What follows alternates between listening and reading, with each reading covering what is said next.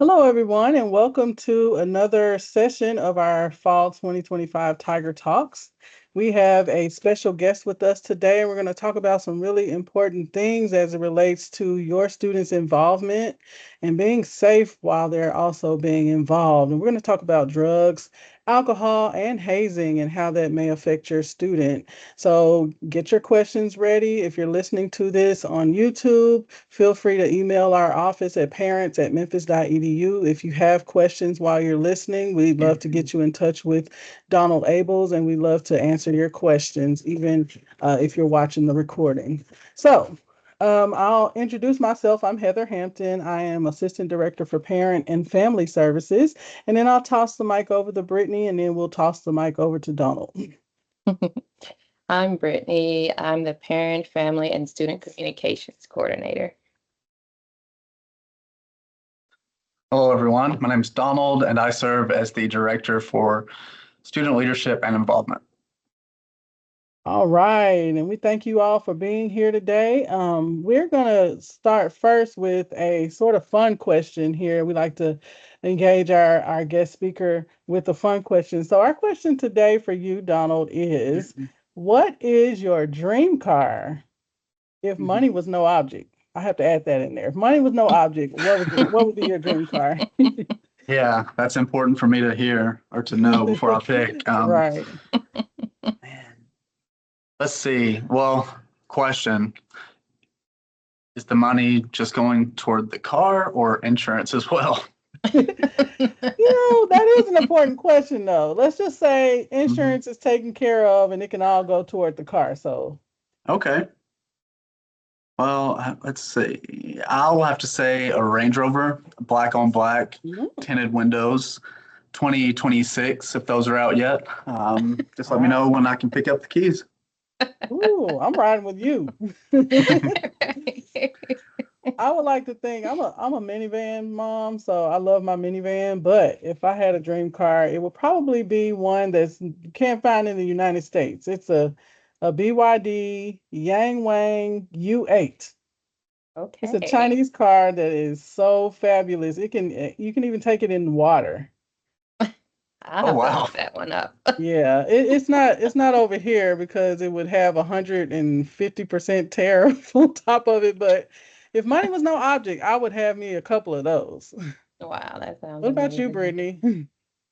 I really like the Mercedes C-Class coupe cars. I also like the Range Rover. I also like the Bentley. So any of those I'll pick up. Okay, so we all have some very expensive taste and some good taste in cars, I see. Thank you for indulging in that. So let's go ahead and get started with our questions that we have curated and also parents have submitted. I'll get started with the first question and then we'll move forward with that. And if you have a question and you're listening live, feel free to enter your question in the chat and we'll make sure it gets answered on the live session. And again, if you're watching later on, you can email us with your questions and we'll make sure we get the answer to you. So the first question, as a parent, how can I recognize what actually qualifies as hazing, even if it's presented as maybe a team building effort or a tradition? What are the signs that hazing is coming on the scene? Oh, that's a great and very important question. So I would like to start I think it's important for us to have a common definition of hazing. And the one that I go to is from Elizabeth Allen's research, and it is hazing is any activity expected of someone seeking, maintaining, or continuing membership in a group that humiliates, degrades, causes harm. Yes, and causes harm. However, there are three components of hazing in order for hazing to actually meet the definition. The first one happens within a group context. So within a group seeking, maintaining membership, as well as causes harm in any way. That could be physical, psychological, emotional. And the third one is probably the most important one because I think that it's often the most understood component, and that is regardless of one's willingness to participate, meaning that you cannot consent to hazing. And I'm sure I can loop back into that more in a later question. But to get specifically to the question of recognizing hazing, one, you need to be able to analyze the activity or and the purpose of that activity to see if it aligns with the mission and values of said organization or team. I think oftentimes we find ourselves, or as students, they find themselves within a fraternity, sorority, or within an athletic team or any other type of group or organizations, because we do know that all various types of student groups do haze, is that the activity or what you're asking of someone does not in any way relate to the purpose of the group. For example, let's say the men's chess club is having early morning runs, sprints, calisthenics, workouts, things like that. Well, the purpose of the chess club has nothing to do with athletic ability. So therefore, that could be considered hazing. It's also important to know that hazing is not a specific activity. It is honestly more about the environment and the power and balance in which the activity takes place. I think a few other things that can help you identify hazing is true team building, focuses on unity and respect, not anything else, right? The best type of team building is going to be actually building up, encouraging, and empowering other individuals to have that cohesive team, that strong bond and unit. And we'll often hear about, well, it's tradition, everyone does it, or it's just part of it. The biggest thing, or the biggest takeaway from that is that tradition doesn't mean harmless. It can be a tradition. However, true and meaningful traditions that promote positive group culture and organizations actually feed into that purpose and mission of the group, not to degrade, manipulate, or cause physical, mental, or emotional harm. That's good. That's good to know. The specific definition. I'm glad you even gave that, because there are a lot of families that you hear about hazing all the time. You know the term, but just really understanding what it really means is important. So thank you for sharing that. Absolutely. Yeah, I love those points, especially about the positive terms on what you said about the history and people continuing that. But I have the next question that was submitted to us from a parent, and that's, what should my student do if they witness hazing but are afraid of being excluded or targeted for reporting it? Oh, wow. Yeah, that question hits home for me, because something we see in the field of hazing prevention or student conduct is that one of the biggest barriers to reporting hazing is fear of social isolation, fear of retaliation.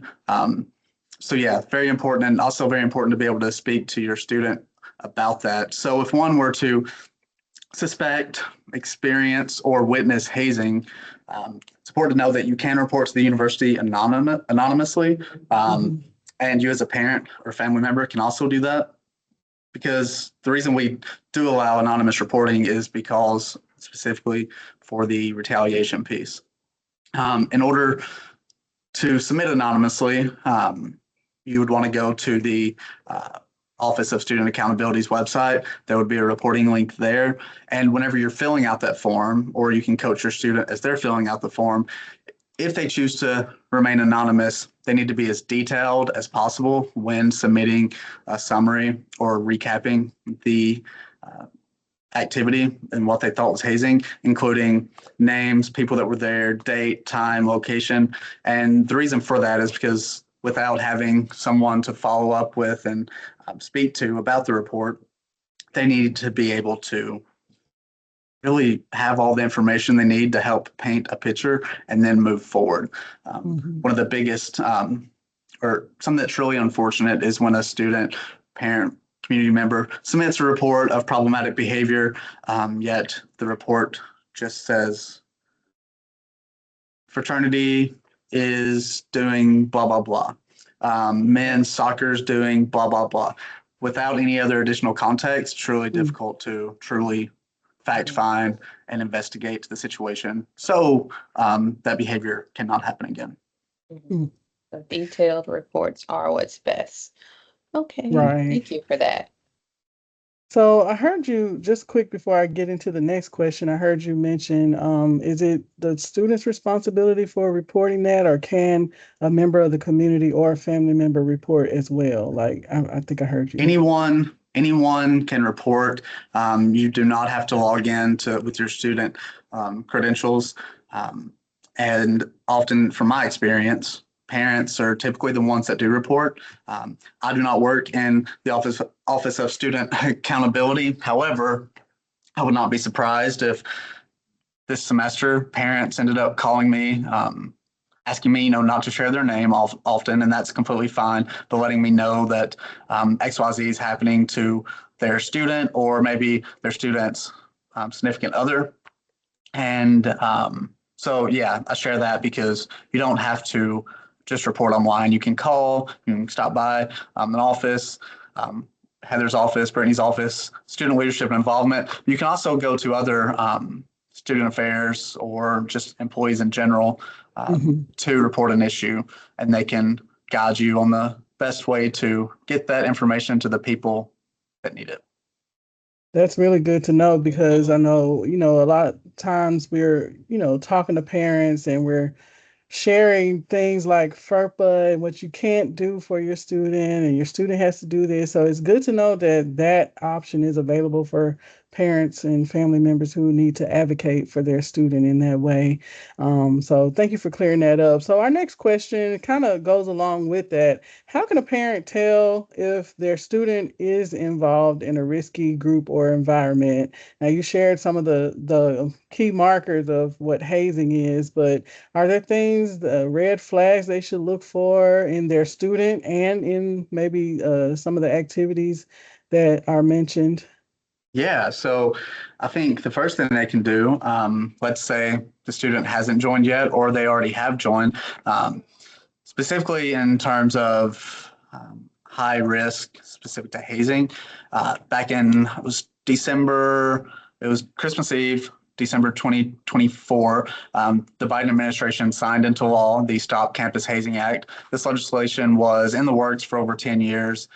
Parents that had children die from hazing, fall victim to hazing, as well as the very dedicated individuals at stophazing.org and other political government officials, senators, were able to propose the most recent version of the Stop Campus Hazing Act, and that requires that universities and institutions publicly disclose. It's called the Transparency Report.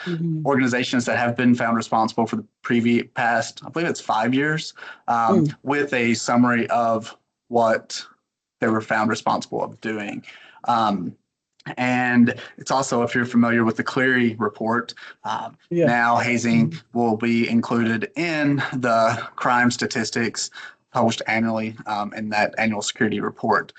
So that's one way to look and see, is it possible that this is a high risk group? Now, that's not to say that if you can't find transparency information regarding a particular group, team, or organization, that's not to say that there isn't problematic behavior. So when thinking about the specific types of high risk groups and environments, it's important to know that hazing exists in secrecy, and that's why it's often so hard to discover. And you may hear your student talk about, oh, it's just tradition, it's harmless, everyone does it. And specifically that earning it mentality, right? Anytime someone is seeking membership in a group, well, as soon as they join, technically they're a new member. They're a member already. They may not be an initiated member. They may not have went through the rites of passage that high risk groups want to put them through, but they are a member. So the earning it mentality, that is number one sign also the pulling away emotionally, talking to your student, but also pulling away physically from friends, family. And they may get defensive when you bring up topics such as odd activities or times of day or at night whenever they're being asked to be with the organization, as well as exploiting that power imbalance, right? I think I've mentioned that already, but the power imbalance is I would say probably the number one way that when I'm talking to students, talking to community members or family members is, yes, there's not an exhaustive list of all the types of hazing behaviors. And some items on that list may be hazing for one group, but may not be hazing for another group, right? It's all about that environment. So really breaking down the power imbalance there, is it just the new members that are participating? Or is it just the new members and maybe the new member educator or the team captain participating, right? Because that's often ways in students' minds that they'll try to justify hazing because it's a public health issue, and it's often not viewed as harmful as it is. So yeah, I would say the power imbalance as well. That would be the one way to really pick up on that red flag. That's good. Okay. Thank you for sharing it. Yeah. I love this next question, particularly because a lot of students believe, well, not a lot, but some students think that, like, if they want to have a fun party or something like that, there has to be alcohol or something involved.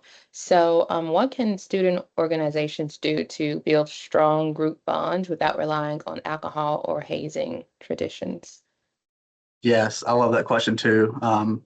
Such an important question because what we're seeing now in 2025 versus 2015, 2010, is that the mental health crisis on college campuses is more severe than it's ever been.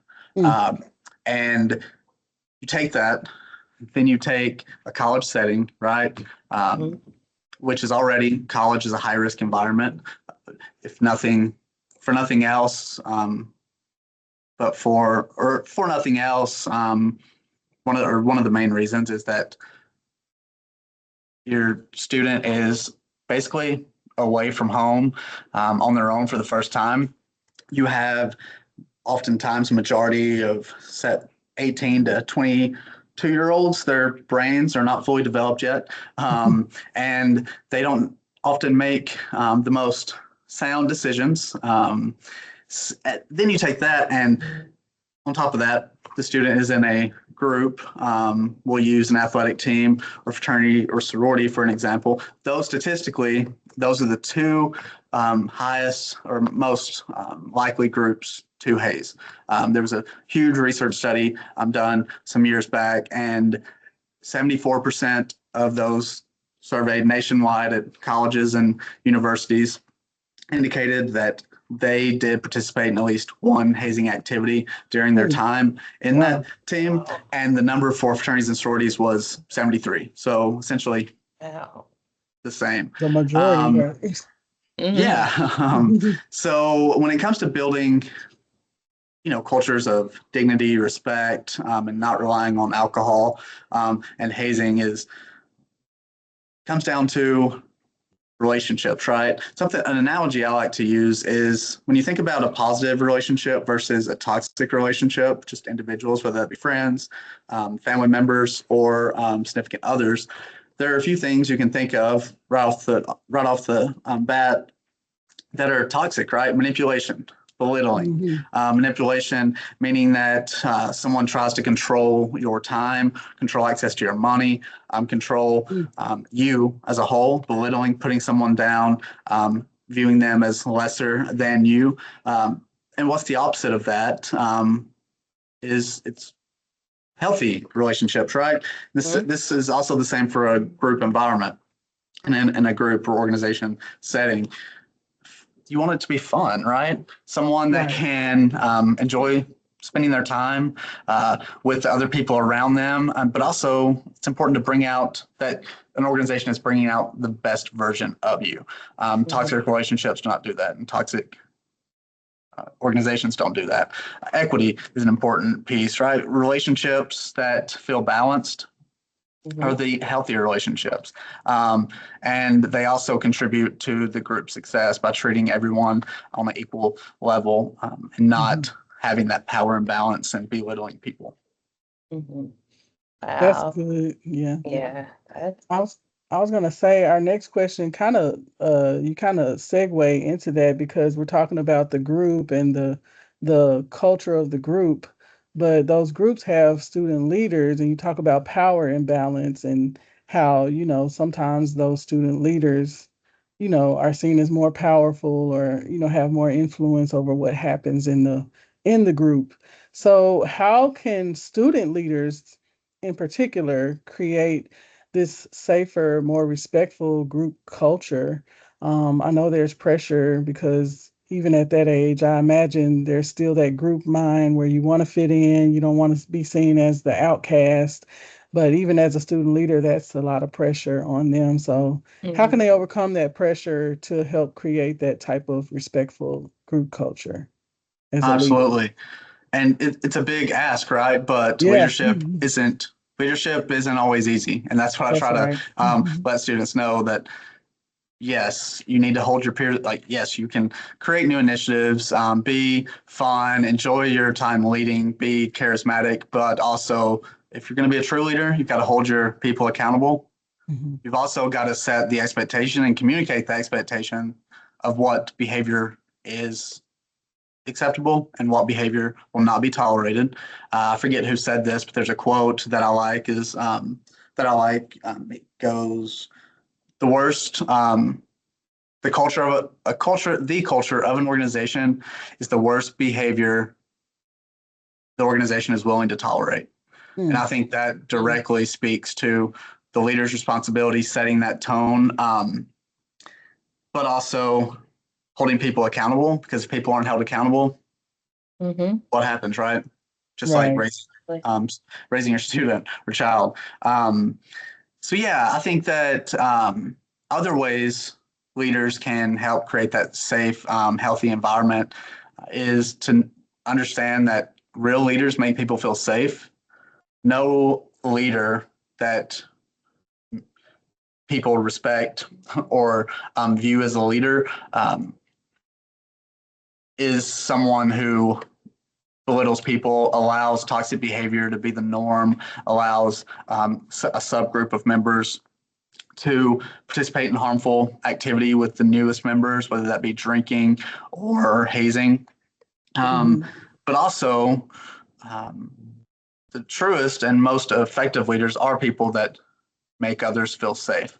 And it's also important to note that a leader can't turn the other way. They may know something's happening and they can't just be like, oh, well, that's wrong. I can't show any support for this, but I'm just going to not attend or be there, right? Like, no, you need to step up, be a leader, and exercise some bystander intervention.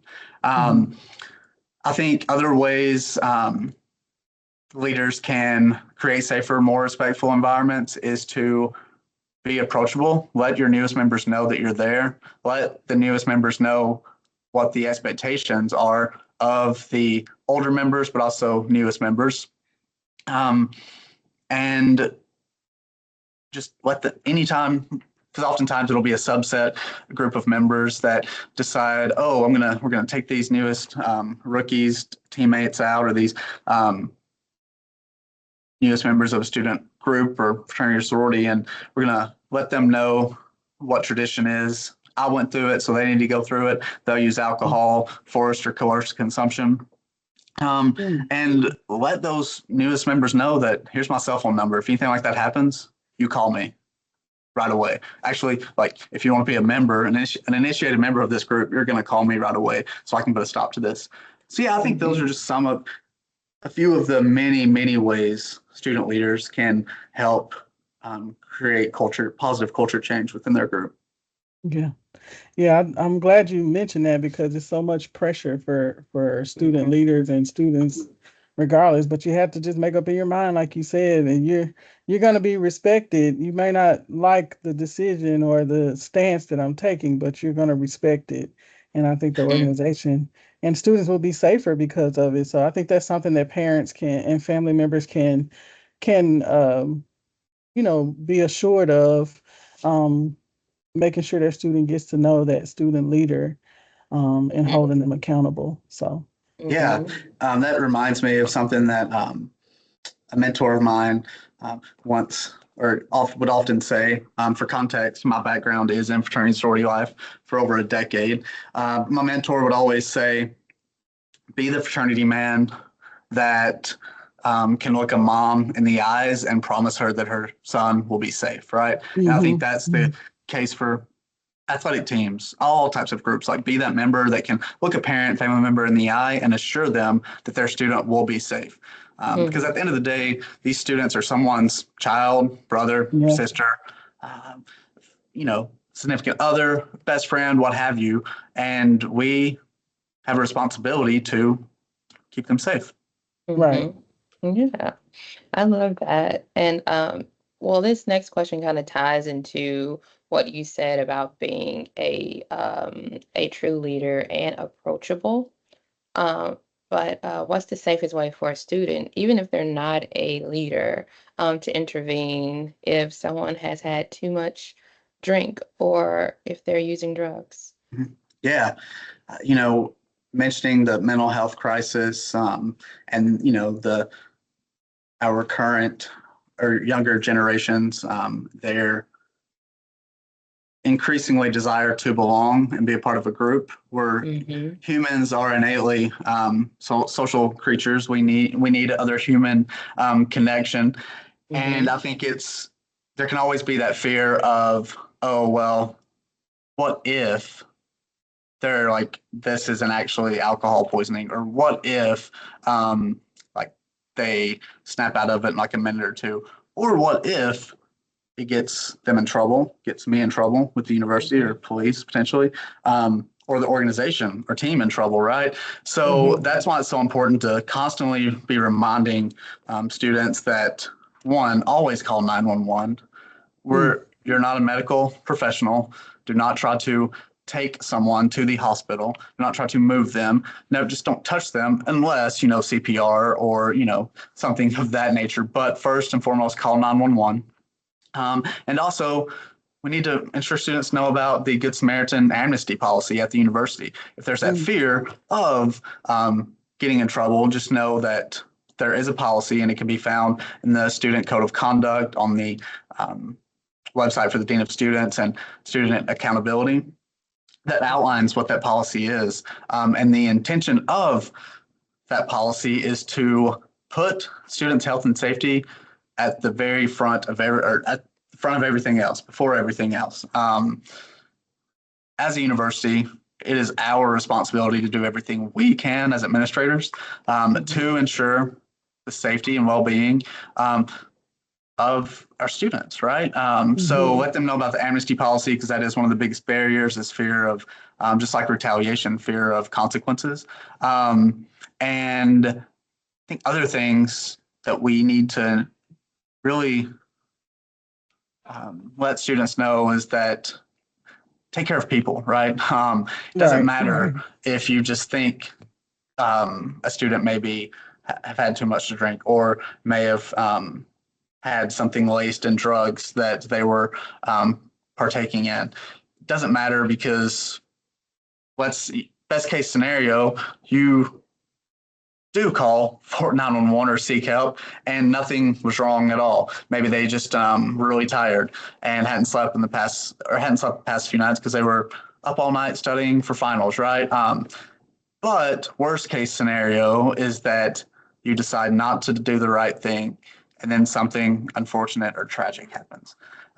So weighing those two things is very important.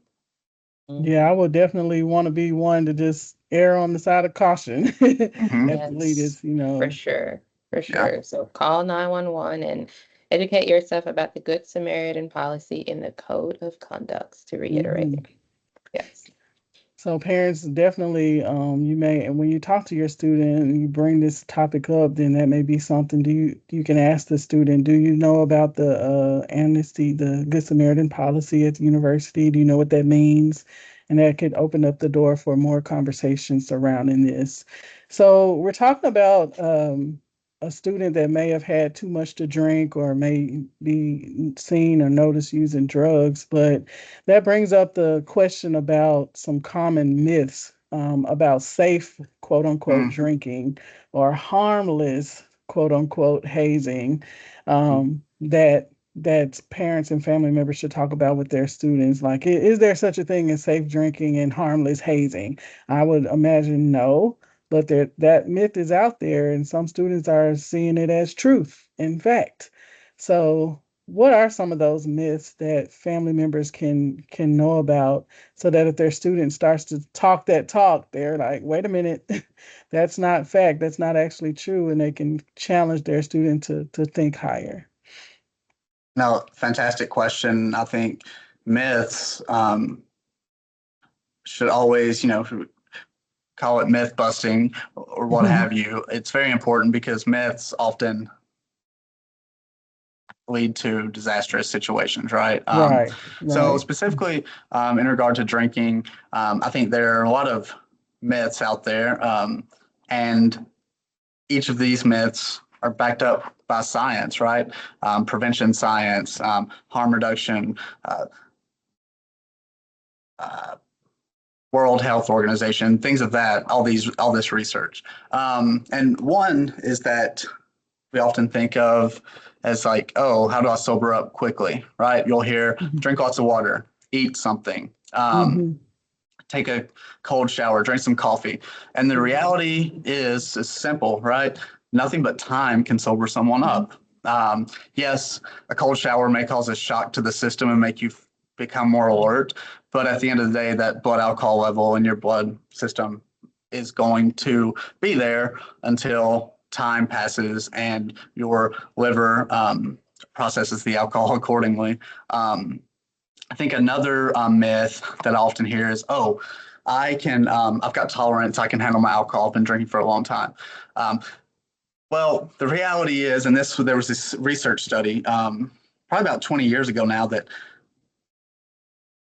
turned everything upside down when it came to what scientists, researchers thought that they knew tolerance was about. And it's that tolerance, just as much as it can be a result of drinking over time, tolerance is more so about the environment and situations that you're in.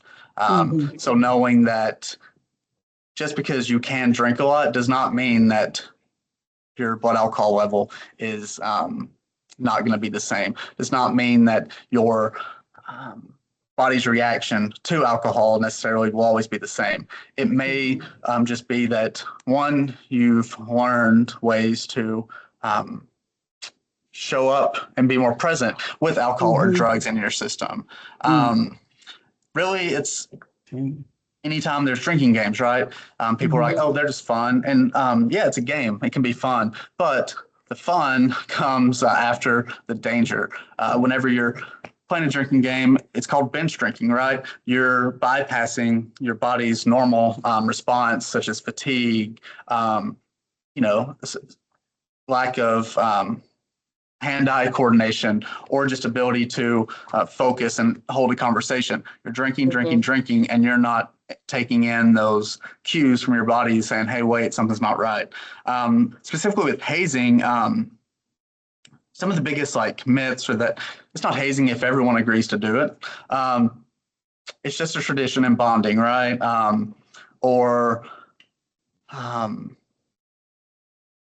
It's fun. I said that I wanted to do it. This takes me back to the first question about consent. You can't basically imagine you have two buckets over here. You have desire to belong and peer pressure. Well, that desire to belong and peer pressure, that creates a coercive environment, and that impedes true consent, meaning that one cannot truly consent to being hazed because their desire to belong and be a part of a group is so strong.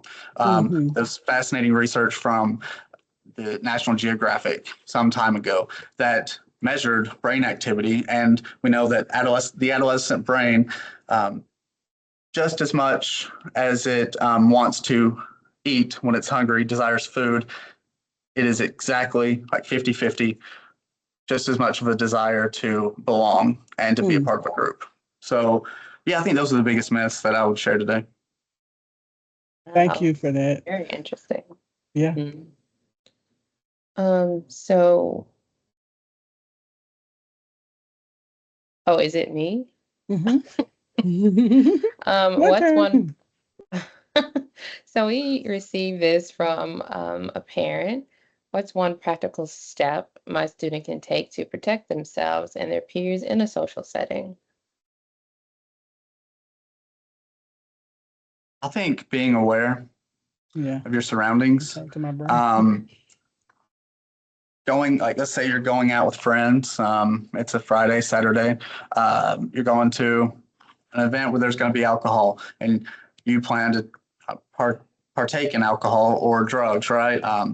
We know that amnesty does not work, and that we've got to have a harm reduction, prevention mindset, risk reduction, harm reduction for alcohol, prevention for hazing.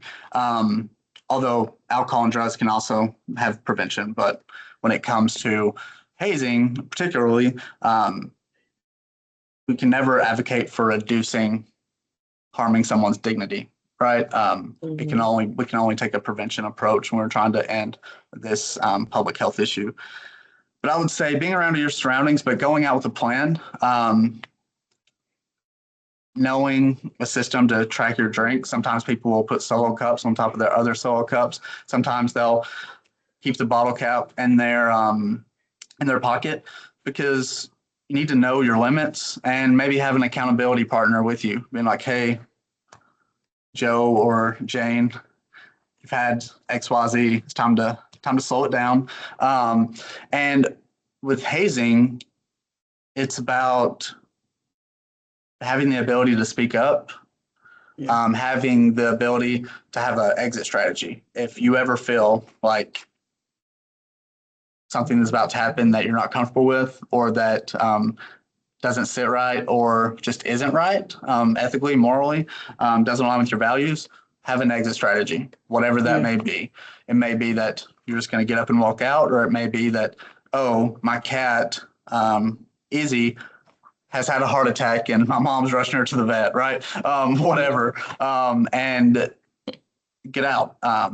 But also knowing that you need to have that same mindset for your friends, because again, people, right? We've got to take care of our people, and it's the right thing to do. Yeah. That's one thing I tell my daughter, who's a senior in college and also a student athlete. So when you mention some of the athletic hazing, I can definitely uh, think of things that she's mentioned that brought some pause to me and my husband about it. But just that exit strategy is so important. It's so important to have that plan ahead of time. That way you're not caught off guard and unable to make a sound decision, but you already kind of know if this presents itself. And we talked to her about that too. She's going out to a party. If this presents itself, you need to get out of there. Have your plan together and have your ride or your call or your signal word or whatever it is, and get out of there. So that kind of hits home when you talk about that, as far as those social settings and having that way to protect themselves as students. So hopefully some parents are getting some good wisdom on what to do, and they can share that stuff with their student. And that kind of brings us to our final question. Yeah. Donald, we appreciate everything. You've given so much wisdom and so many good gems here. But what are some final thoughts or words of advice that you can leave us with today, particularly for parents and family members as they navigate this, the college journey and involvement and safe involvement and all these things that we've talked about today? Just a few little final thoughts. That'd be good. Yeah, no, thank you all for the opportunity. And I would say that, one, we all have a responsibility to protect the health and safety of students, right? And as parents or family members, you can disrupt these problematic and harmful behaviors quietly, or you can do it loudly. But just know that you can disrupt it. And even if reporting or responding to, again, that problematic, harmful environments isn't necessarily for your loved one. It could be something that your loved one shared or you heard while driving back from Target, overheard. You have a responsibility to report it or call the advisor of that group, call the coach, because yeah, it may not be your loved one, but it is somebody's loved one. And hazing only snowballs, specifically hazing it over time continues to get worse, and then we end up with a tragic situation on our hands. With alcohol, know that not everyone experiences the same consequences or reaction to alcohol. And being able to advocate for mature consumption, know what's illegal, don't violate the law, is important. And as a family member, being able to communicate what your family's values are, what you stand for, and keep the conversation going. You've got to engage in these conversations with your student, not just once, not just twice, but throughout their college experience, right? Your voice matters. Oftentimes you may think that nothing I say they will listen to, but again, I'm a facts person. We do know that from research that the number one person a student is most likely to speak, discuss their hazing experience with is a family member, loved one. The very last person they're going to speak with often is a university official. So just know that that's important. You need to let them know what you stand for, but also that you care and that they do have support in you. If a student ever expresses interest or like maybe want to leave a group, support it. At the end of the day, support it. You don't have to ask questions, but let them make the decision to leave because nothing harmful typically happens when someone leaves a group that they want to leave. But if someone is encouraged to stay, that can be a problem. Yeah. That's some good stuff. So family members, I hope that you are taking notes, that you have some tools in your toolbox that you can take to support and advocate for your student and be a disruptor, as Donald mentioned. Sometimes it's going to take that you are a big influencer in their lives. And so we want to continue to support our students and support our family members with these tools. Thank you so much, Donald. That was great information today. We've got some resources here. I can get it on the screen. But these two websites are some great resources that Donald has shared. Brittany's going to share them in the chat. And if you don't get it, email us and we'll make sure that you get those resources. But how to keep your college students safe and the dangers of hazing and bullying. These are things that are prevalent in society and we can't ignore them. We have to take them head on, especially as family members, because our students' lives may depend on it. So take down those resources here. And also, if you would like to get in touch with Donald or his staff, student leadership and involvement, our contact information is here. They're located in room 211 University Center. I say they, but we, because we are also Parent and Family Services as a part of student leadership and involvement. But you can take a picture of this screen right here, or you can reach out to us at parents@memphis.edu and we'll get you this information here so that you can reach out if you have questions or concerns as it relates to your student. Sorry, everything's popping up on my screens. So I have a few announcements here. Finals care packages are on sale. You can order them by November 6th, and then your student will be able to pick those up right before final exams. But this is another touch point that you can have to talk to show some support for your student in a tangible way. And our students love to receive those care packages. We just recently did Hugs from Home, and we had so many smiles that day captured, and students were feeling really special reading those notes that you all sent them. So order your student and finals care package. And also we're preparing, we've got a few weeks left, but Parent and Family Weekend is on the horizon, October 24th through the 26th. And it's also homecoming week. So it's a lot of fun planned, a lot of events. Registration is still open. The early bird rate does close on October 10th, but you can register up until October 20th if you and your family would like to attend, and your student will get to attend our events for free when you register. But visit our visit our website for details and links on Parent and Family Weekend. We hope that you will come and get a chance to meet administrators and hang out with your student and just have a little bit of fun and get in the Tiger spirit. And then we also like to always provide an opportunity to encourage you to join the Parent and Family Association. If you haven't done that yet, it is your gateway to deeper connection and understanding of your students' experience. You can go to our website, or Brittany's putting that in the chat as well. We'd love for you to get involved. We've got some welcome swag for you, but we also want to support you through information and knowledge and connection as you support your student. Lastly, our next Tiger Talk is going to be pretty cool. We're taking our parent panel that we do during new student orientation. We're going to take it virtual. So we're going to have a virtual parent panel on November 4th. We'll be right here in Microsoft Teams, 1 p.m. live Central Time, and then we'll do a recording, and you can view the parent panel at 6 o'clock starting on YouTube at 6 o'clock that same day. But you can send in your questions ahead of time to parents@memphis.edu. If you would like to volunteer to be on the panel, we'd love to have you as well. So get in touch with us at that email address and let us know if you'd like to be a panelist that day. But that's our next Tiger Talk. I think that's all the announcements I have, but we thank you for attending. As always, we thank Donald for being here and sharing this great information.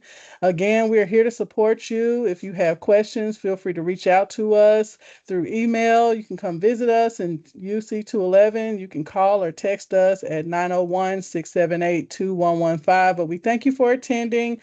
Enjoy the rest of your day, and we will see you on the next Tiger Talk. Have a wonderful day. Go Tigers! Thanks, everyone. Thank you.